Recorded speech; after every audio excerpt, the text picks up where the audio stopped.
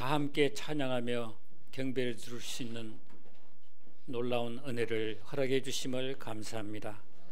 하나님, 이 세상에서 여러 가지로 무거운 짐을 지고 지친 우리 영혼들 주님 앞에 나와서 예배드릴 때 우리의 영혼을 새롭게 해주시고 하늘나라의 평강과 기쁨으로 가득 채워주시기를 원합니다. 아버지 하나님, 성령께서 온전히 이 자리에 임재하시고 이 예배를 주관하셔서 하나님의 영광이 나타나게 하시고 우리가 주님의 세미한 음성을 들으며 주님의 십자가의 놀라운 은혜가 우리 가운데 다시 한번 깊이 임하게 해주시기를 원하고 기도합니다. 주님께서 이 시간 하나님께 올려드린 이 찬양을 기뻐 받으시고 찬양 속에 거하시는 하나님, 당신의 영광을 나타내시고 우리가 더욱더 하나님의 기쁨이 될 수 있도록 우리 찬양뿐만 우리의 삶이 또 하나님의 기쁨이 되게 해 주시옵소서. 이 모든 것을 감사하고 예수님 이름으로 기도합니다. 아멘.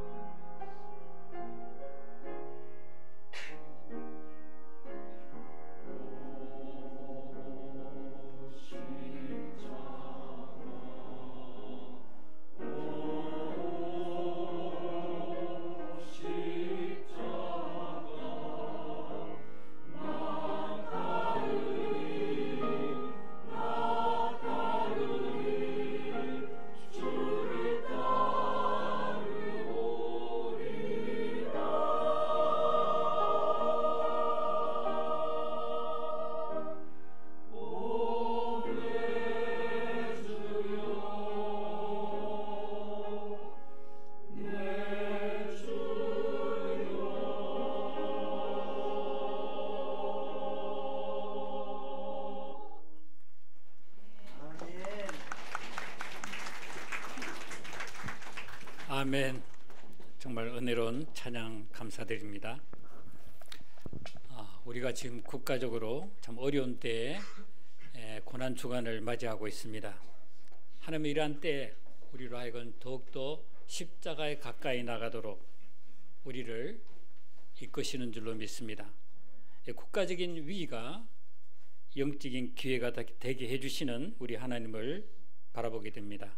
우리 100년 전에 우리 민족이 나라를 빼앗기는 그런 비극 가운데 오히려 참 우리 선조들의 그 빛나는 신앙 통해서 놀라운 하나님의 역사가 이루어진 것을 보게 됩니다. 이런 어려운 때 오히려 하나님이 이 백성을 영적으로 회복되게 해주시기를 바랍니다. 여러분, 십자가와 부활의 사건은 인류 역사상 가장 위대한 사건, 비교할 수 없는 영광스러운 사건입니다. 이 예수님의 십자가에 모든 문제에 답이 있습니다. 오늘 말씀을 통해 십자가가 우리에게 어떤 의미가 있는지, 그 능력이 어떠한 것인지 우리가 깊이 한번 생각하고 영접하는 시간이 되기를 바랍니다. 성령 하나님께서 우리 가운데 임하셔서 우리 한 분 한 분에게 말씀해 주시기를 간절히 바랍니다. 우리 18절을 같이 한번 읽어보겠습니다. 십자가의 도가 멸망하는 자들에게는 미련한 것이요 구원을 받는 우리에게는 하나님의 능력이라. 이 십자가, 고린도전서를 보면은 십자가 말씀이 선포될 때 두 부류로 나뉘어졌습니다. 그것을 미련하게 생각하는 사람들과 십자가 하나님의 능력임을 믿는 사람들입니다. 여러분, 십자가는 인간이 만들어낸 사형 제도 가운데 가장 잔인하고 끔찍한 제도입니다. 이것은 그래서 노예나 극악한 반역자들에게 가하는 그 사형 방법입니다. 여러분, 참수형은 고통은 잠깐의 고통입니다. 화형은 길어도 몇십 분 동안의 끔찍한 고통을 맛보며 죽게 됩니다. 그러나 이 십자가형은 전혀 다릅니다. 서서히 오랫동안 극심한 고통을 맛보며 죽게 합니다. 그래서 이제 십자가를 천번의 죽음이다, 이런 말이 있습니다. 너무나 잔인한 이 십자가이기 때문에 로마 정치가 키케로는 원로원에서 이런 말을 했습니다. 십자가란 단어는 로마 사람들에게서 떠나게 하라. 로마 사람들의 생각, 눈에서도 십자가는 사라지게 하라. 이런 시대에 십자가에 달려 죽은 그 예수가 구원자라고 하는 말이 이 헬라인들이나 로마 사람들에게는 아주 어리석은 소리였습니다. 유대인들은 어떻습니까? 그들은 나무에 달린 자마다 저주를 받은 자라는 신명기 말씀을 그들은 믿는 사람들입니다. 그러니 예수님이 십자가에 못 박혔다는 말은 저주받은 자라는 말인데, 십자가가 어떻게 그들에게 하나님의 능력이 될 수 있겠습니까? 십자가는 유대인들의 큰 걸림돌이었습니다. 그러나 24절은 이렇게 말합니다. 오직 부르심을 받은 자들에게는 유대인이나 헬라인이나 그리스도는 하나님의 능력이요 하나님의 지혜니라. 우리 고린도 교회는 우리가 잘 알다시피 아주 문제가 많은 교회입니다. 누구한테 세례받았냐 하는 세례 문제 때문에 파당을 지었습니다. 음행 문제가 일어났는데 도가 넘어가지고 계모와 동거하는 사람도 교회 안에 있었습니다. 바울은 이 모든 문제들이 십자가의 능력으로 해결될 수 있음을 믿었습니다. 그래서 바울은 17절 18절에서 선포하고 있습니다. 우리 다시 한번 17, 18절 한번 같이 읽어보면 좋겠습니다. 그리스도께서 나를 보내심은 세례를 주냐 오직 복음을 전하게 하려 하심이로되 말의 지혜로 하지 아니함은 그리스도의 십자가가 헛되지 않게 하려 함이라. 십자가의 도가 멸망하는 자들에게는 미련한 것이요 구원을 받는 우리에게는 하나님의 능력이라. 이 하나님의 능력이라고 했는데, 여러분, 십자가의 능력은, 십자가가 능력이라는 사실을 알고 있습니까? 여러분, 십자가의 복음은 정말 놀라운 복음입니다.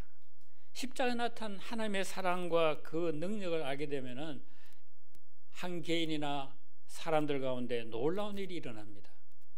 성령께서 우리 마음을 활짝 열어 주셔서 정말 십자가의 능력을 알게 해주시기를 간절히 바랍니다.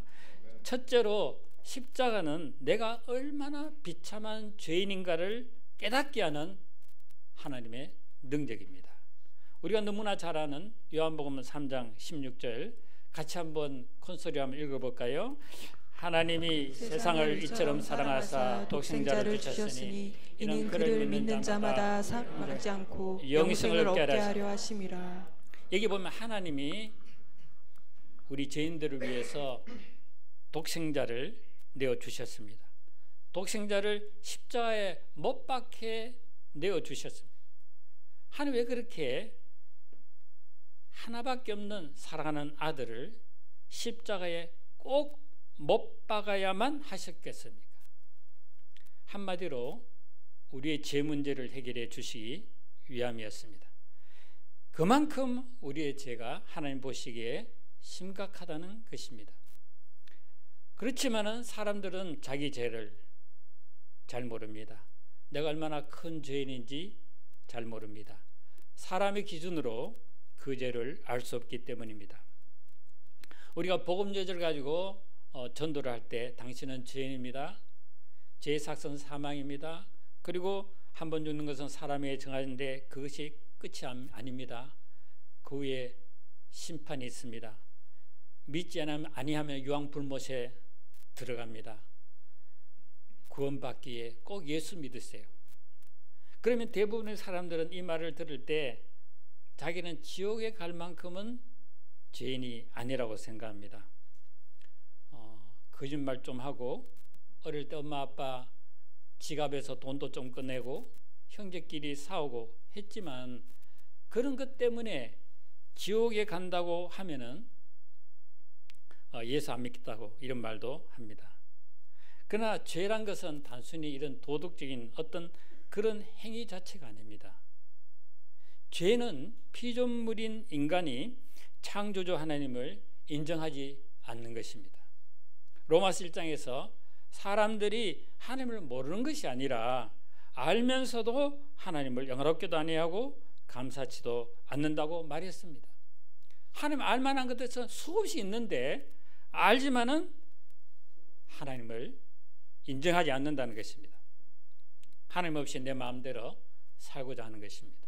하나님이 내 생명의 주인인데 하나님을 밀어내고 내가 주인이 되어 사는 것이 바로 근본적인 죄입니다.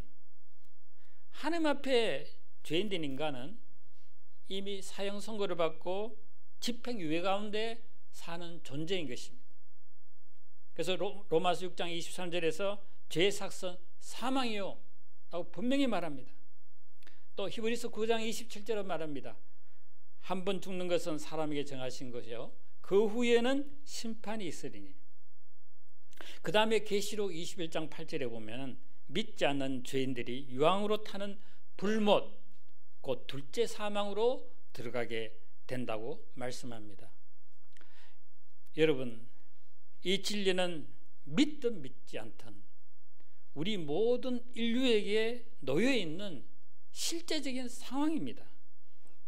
여러분, 구약 성경을 읽어보면은 예수님이 십자가에 죽으셔야만 된다는 이런 예언의 말씀이 곳곳에 많이 있는 것을 아시죠?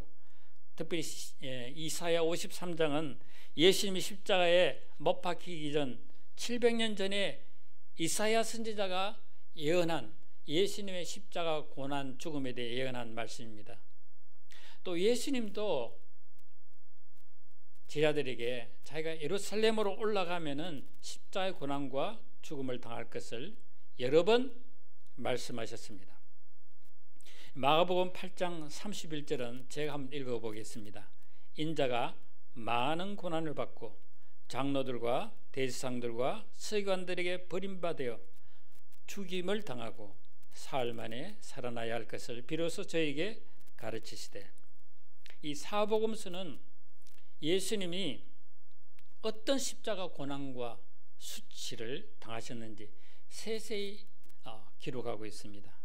패션 오브 크라이스트 영화는 정말 예수님의 고난과 그 죽으심을 아주 자세하고 리얼하게 묘사를 했습니다.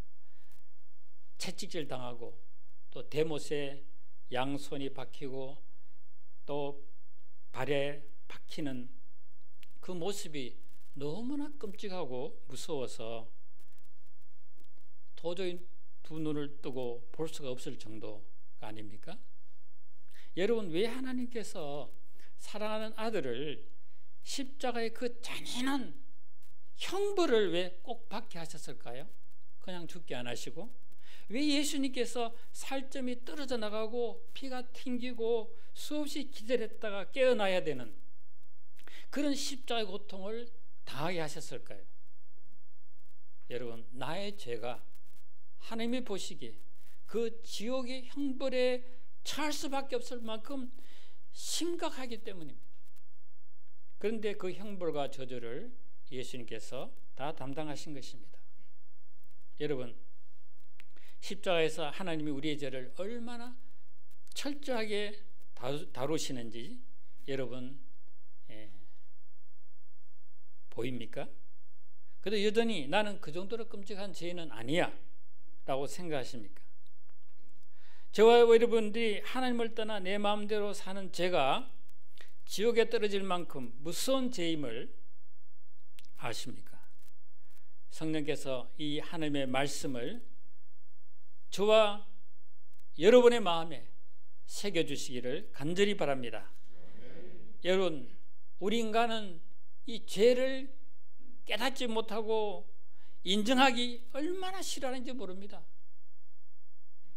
다윗을 보십시오. 그는 왕이라는 권위를 가지고 유부녀 밧세바를 데려와서 동침하고도 아무런 양심 가책이 없었습니다. 또 죄가 드러날 것 같으니까 그녀의 남편 또 충성스러운 부하 우리아를 최전방에 보내가지고 전쟁터에서 죽게 만들었습니다. 하나님은 이런 다윗을 보시고 심히 가증히 여기셨습니다. 그래서 하나님은 선지자 나단을 보내가지고 회개하도록 도우셨습니다. 나단이 다윗에게 찾아와서 어떤 부자가 있는데 수많은 양들과 소들을 이제 갖고 있는 부자가 있는데 그 부자에게 어떤 손님이 찾아왔습니다. 근데 이 부자가 아주 가난한 자, 양 한 마리가 있는데 자기 자식처럼 여기고 키우는 그 한 마리 양을 빼앗아가지고 손님을 대접했다는 것입니다.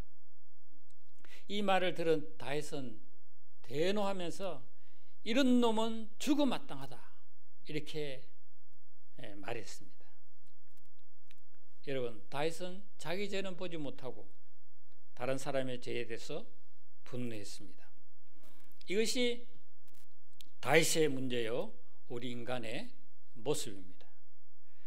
다윗은 나단 선지자가 전한 하나님의 말씀 앞에서 죄를 깊이 시인하고 회개했습니다. 그의 회개하는 모습이 시편 51편에 나오지요. 그는 주의 목전에서 내가 악을 행했나이다 이렇게 고백했습니다.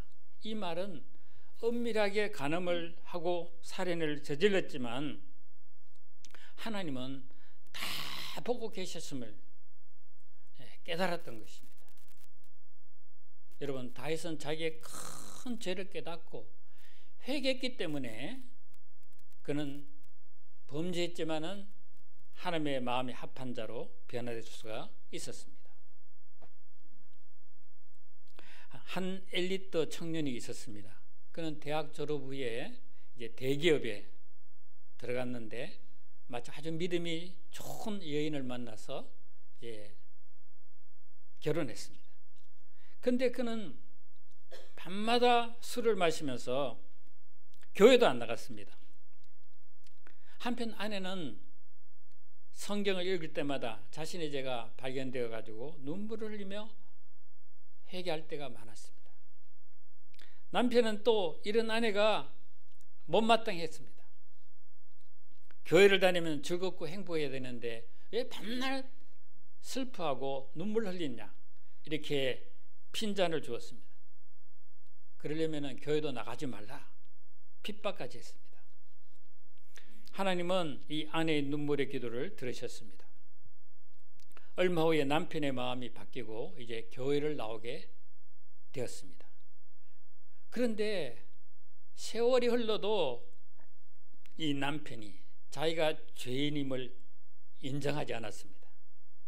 내가 성실한데, 부모에게 효도하는데, 남에게 해를 끼치지 않았는데 왜 내가 죄인이냐, 이렇게 항변했습니다.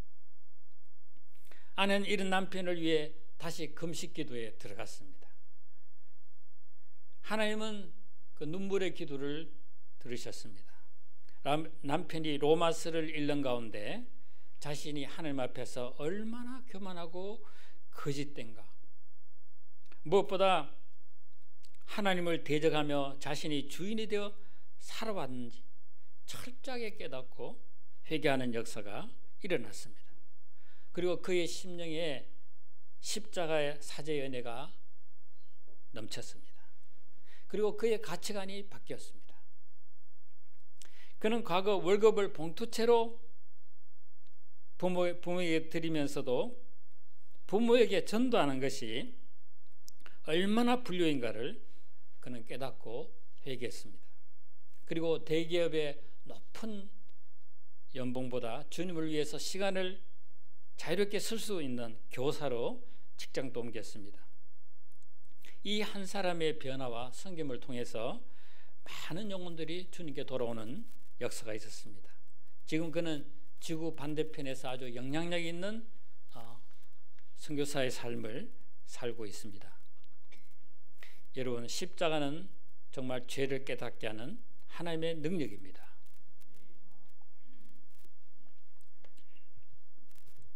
저는 세상에서 착실하고 선하게 살아가는 그런 사람이라고 스스로 생각했습니다. 제 얼굴만 봐도 사람들은 아주 착실한 학생으로 인정해 주었습니다. 고등학교 2학년 때부터 나간 교회인데 착실해 보였는지 또 청년부 회장으로 대학 1학년 때 뽑아 주었습니다. 대학교 선교단체 시절에는 학생 총무가 되어서 또 많은 선배들로부터 사랑과 인정을 받았습니다. 저는 그때 대학 그 젊은이들의 뜨거운 열정, 그리고 세계를 품고 기도하는 그 모습이, 그런 데 큰 감동이 제 마음에 밀려왔습니다.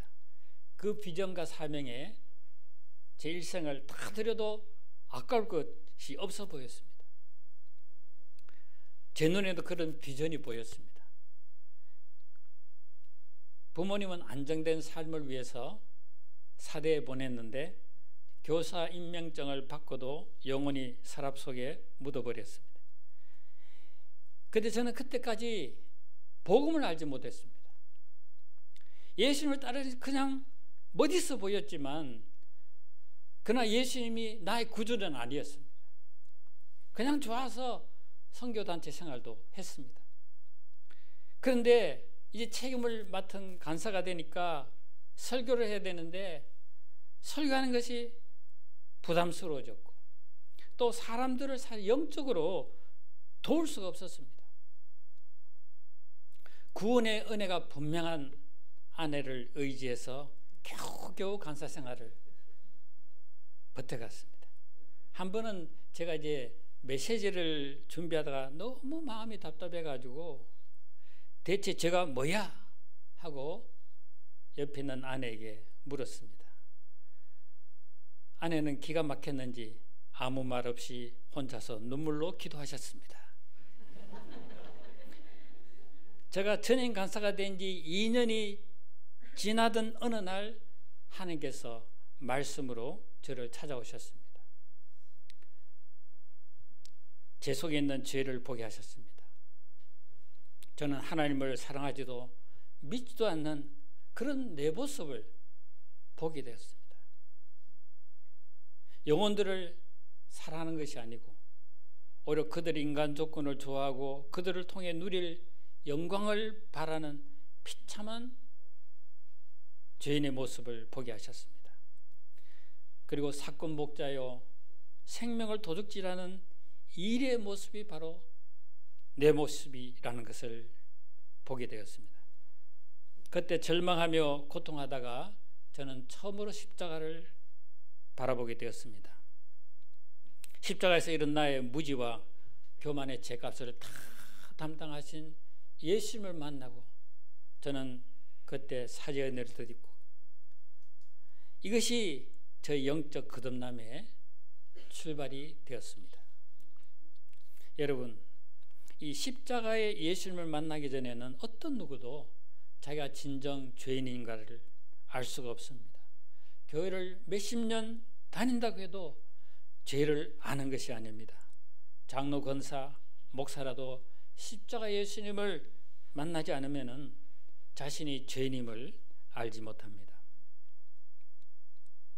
이 죄인임을 알고 회개하며 경건하게 하나님 앞에 살아가는 사람들은 그럴수록 이분들은 더 자신이 얼마나 큰 죄인인가를 발견하고 고백하며 살아갑니다. 더 많이 죄를 지어서가 아닙니다. 자기 죄를 십자가 앞에서 발견하기 때문입니다. 바울은 신앙 말년에 이렇게 말했습니다. 나는 죄인 중에 괴수라. 그렇게 많은 사람 전도하고 큰 일을 이룬 이제 그의 완전 완숙한 경지에 들어간 사도 바울이 이런 고백을 했습니다.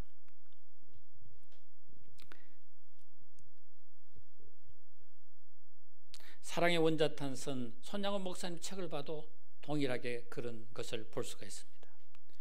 여러분과 제가 날마다 십자가 앞에서 내가 지옥에 갈 만큼 큰 죄인임을 깨닫고 회개함으로써 하나님의 놀라운 구원의 은총이 우리 가운데 임하게 되기를 바랍니다.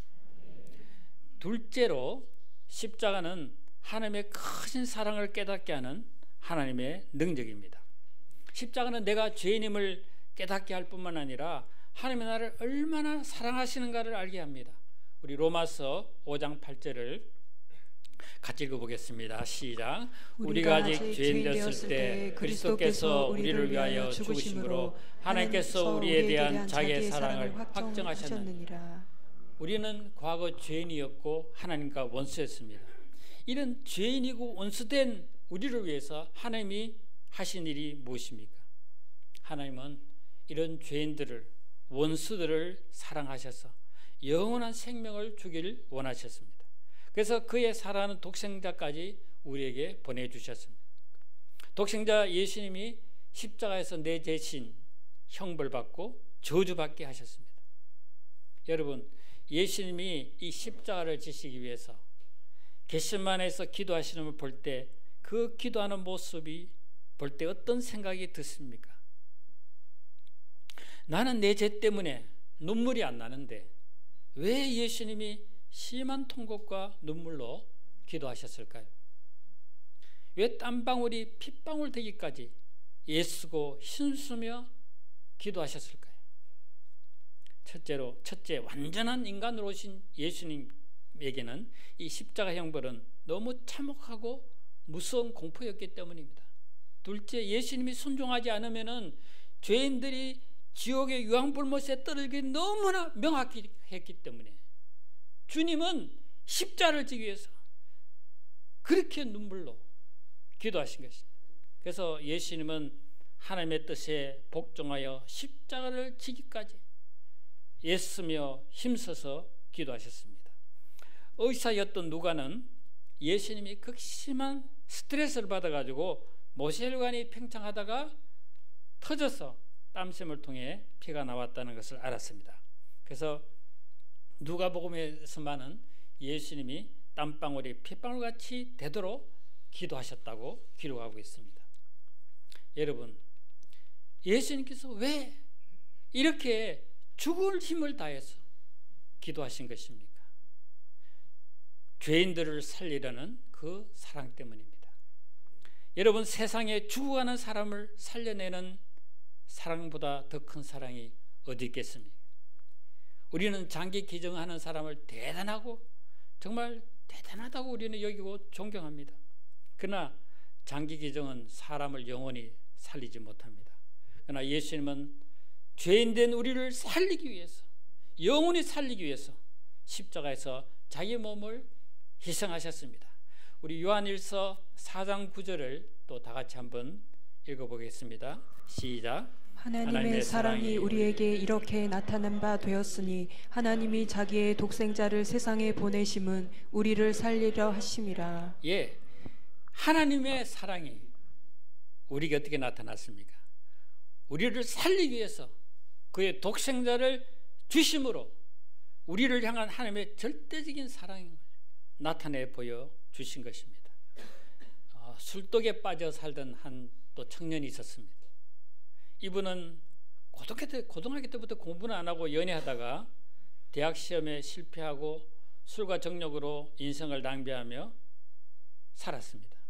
이런 그가 이제 교회에 나와서 어느 날 십자가에서 예수님을 만나게 되었습니다. 그리고 정욕의 노예가 되어 살던 자기를 위해 십자가 지신 그 예수님, 그 십자가의 고통 중에서도 자신을 용서해 주시는 그 우리 주님의 음성 듣고 이 사람은 새 사람이 되었습니다. 그리고 그 다음에 이분은 정욕의 사슬에서 자유케 하신 이 하나님께 감사해 가지고 안정된 직장도 버리고 중미 선교사로 나갔습니다. 그리고 부부가 아주 평신도 선교사로서 죽도록 충성했습니다. 열심히 사역해서 많은 열매도 맺고 또 사업도 성공했습니다. 그런데 2008년 사랑하는 아내가 과로가 쌓여서 폐암 선고를 받았습니다. 그 암울한 상황 가운데 오히려 부부는 더 친밀해지고 서로를 뜨겁게 사랑하며 5년을 행복하게 살면서 잘 이 어려움을 극복했습니다. 아내를 떠나 보낸 얼마 후 이제 재혼을 하게 되었습니다. 그러나 새 아내는 상처가 참으로 많은 분이었습니다. 어릴 때 아버지가 엄마를 버렸기 때문에 버림받은 상처가 매우 깊었습니다. 너무 깊었습니다. 이 상처가 건드려지면 이분은 걷잡을 수 없이 사나워졌습니다. 2년 전에 칼을 들고 나타나서 남편을 찌르려고 했습니다. 선교사님은 깜짝 놀랐습니다.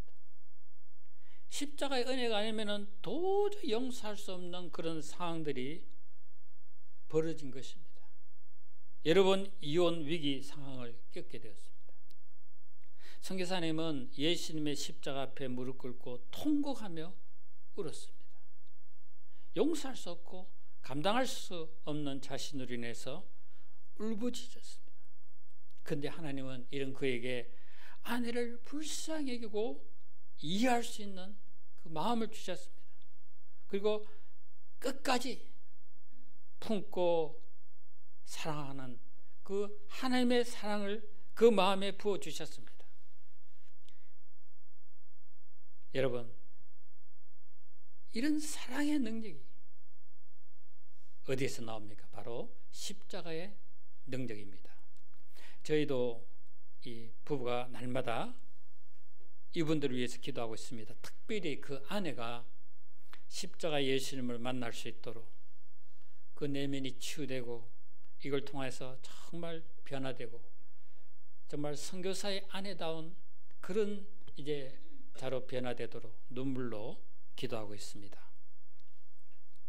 여러분, 십자가는 하나님의 사랑을 나타내 보여주는 강력한 증거입니다. 이 놀라운 사랑이 모든 걸 이기고 변화시킵니다. 저는 정혜원 집사님 볼 때마다 아주 큰 은혜가 되고 도전이 됩니다. 질병의 그 큰 풍랑 속에서도 그분 속에 예수님 때문에 기쁨과 감사가 넘치는 것을 봅니다. 몸은 작아졌지만 그분의 눈은 예수님의 생명으로 초롱초롱 빛이 납니다. 사도 바울이 그 고백이 그분의 고백인 줄로 압니다.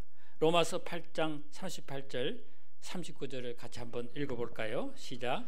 내가 확신하노니 사망이나 생명이나 천사들이나 권세자들이나 현재일이나 장래일이나 능력이나 높음이나 깊음이나 다른 어떤 피조물들이라도 우리를 우리 주 그리스도 예수 안에 있는 하나님의 사랑에서 끊을 수 없느니라. 아멘. 부활의 주님께서 우리 정집사님의 건강을 온전히 회복시켜 주시기를 기도합니다. 셋째로 십자가는 옛사람은 죽고 새 생명으로 살게 하는 하나님의 능력입니다. 사랑하는 여러분, 우리가 십자가 내로 구원받고 이제 하나님의 자녀가 되었는데 하나님이 우리를 구원해 주신 목적이 무엇이라고 생각합니까? 로마서 8장 29절에서 하나님의 형상을 본받는 자가 되게 하는 것입니다. 우리 박 목사님이 늘 말씀하시는 것처럼 예수님을 닮아가는 삶입니다. 그런데 여러분, 우리가 구원받아 하나님의 자녀가 되었지만 예수님을 닮아가는 게 쉽지 않다는 게 문제입니다. 우리는 원치 않는데 쉽게 화를 냅니다. 짜증내고 시기하고 또 남을 용서하지 못합니다. 그러면서 우리가 이런 말을 자주 하지요. 내가 죽어야 돼. 그런데 죽어야 한다는 건 아는데 죽는 게 너무 힘드네. 왜 그럴까요? 왜 자꾸 죄에 빠지고 실패할까요? 우리가 십자가의 능력을 모르기 때문입니다. 로마서 6장 3절을 같이 한번 읽어보겠습니다. 시작. 무릇 그리스도 예수와 합하여 세례를 받은 우리는 그의 죽으심과 합하여 세례를 받은 줄을 알지 못하느냐. 제가 세 번역으로 다시 읽겠습니다. 세례를 받아 그리스도와 하나가 된 우리는 모두 세례를 받을 때 그와 함께 죽었다는 것을 여러분은 알지 못합니까? 우리가 예수님을 영접하고 나면 새 사람이 되었다는 표시로 세례를 받는데 우리가 세례를 받을 때 우리가 예수님과 함께 죽었다 하는 것을 알라고 합니다. 제가 도미니카에 갈 때마다 그 성도들에게 세례를 베풀었는데요. 형식이 우리와 많이 다릅니다. 세례를 받을 때마다 이제 차를 타고 강 있는 곳으로 갑니다. 이제 거기서 세례 받는 사람은 강에 들어가서 완전히 물속에 푹 잠겼다가 이제 물에서 나오게 합니다. 물속에 잠긴다는 것은 예수님이 죽으시고 묻힌 것처럼 예수 믿는 사람도 같이 죽고 장례식을 치렀다는 표시입니다. 그리고 물속에서 다시 나오는 것은 예수님과 연합하여 새 생명을 가진 자로 이제 살아났다는 뜻입니다. 로마서 6장 4절 말씀에서 잘 이야기하고 있습니다. 같이 한번 읽어볼까요? 그러므로 우리가 그의 죽으심과 합하여 세례를 받음으로 그와 함께 장사되었나니 이는 아버지의 영광으로 그리스도를 죽은 자 가운데서 살리신과 같이 우리로 또한 새 생명 가운데서 행하게 하려 함이라. 여러분, 이 말씀은 성경에 기록된 진리입니다.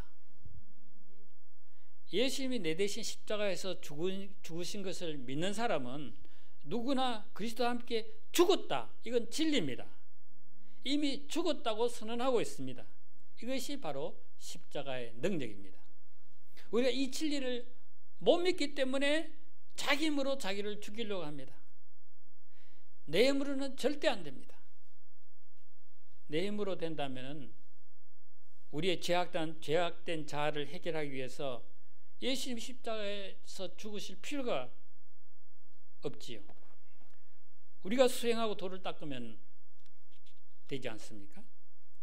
사도 바울은 갈라디아 2장 20절에서 이렇게 고백하고 있습니다. 이것도 같이 한번 읽어보겠습니다. 시작. 내가 그리스도와 함께 십자가에 못 박혔나니 그런즉 이제 내가 사는 것이 아니요 오직 내 안에 그리스도께서 사시는 것이라. 이제 내가 육체 가운데 사는 것은 나를 사랑하사 나를 위하여 자기 자신을 버리신 하나님의 아들을 믿는 믿음 안에서 사는 것이라.